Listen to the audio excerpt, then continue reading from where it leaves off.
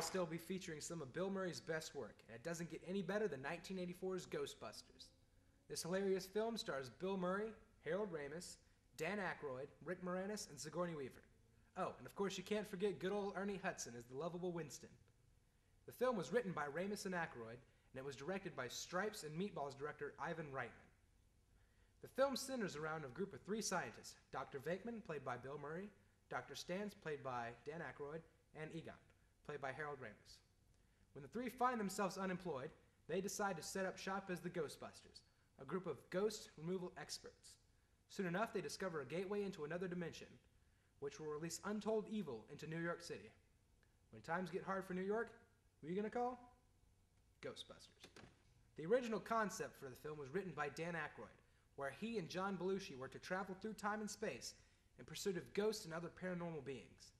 When he brought the project to Stripes director Ivan Reitman, who agreed to do the project, but he insisted that it must be rewritten due to how much it would cost.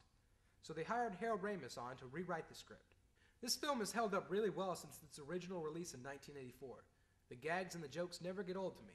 In my opinion, this film is a classic in every sense of the word. The filmmakers did a great job at balancing both the comedy as well as the horror. The film also benefited a great deal from all the leading actors' talent in the field of improv. Some of the best lines were all made up on the spot. The main characters were all very likable, especially Bill Murray's character. They all seemed like real people that you would like to hang out with sometime. Also, the main antagonist, Walter Peck, played by William Atherton, was very believable in his role. He really made you hate his character and hope he fails in his quest to stop the Ghostbusters. I really noticed in one of my most recent viewings of the movie that it featured a lot of really good camera work. Some of the coolest scenes were made even better by the way the characters basically chased the camera down the hallways of the hotel or through the aisles in the library. Special features were actually really good for their time. I don't think that they hold up as well today as maybe the comedy or other aspects of the film, but they definitely don't make the film look terrible, even in this day and age. I honestly feel that Ghostbusters is one of the best comedy classics of all time. The biggest argument in my favor is that the Ghostbusters logo is the second most recognized logo in the world, second only to Coca-Cola. The Ghostbusters didn't end after the first film or its 1989 sequel, Ghostbusters 2.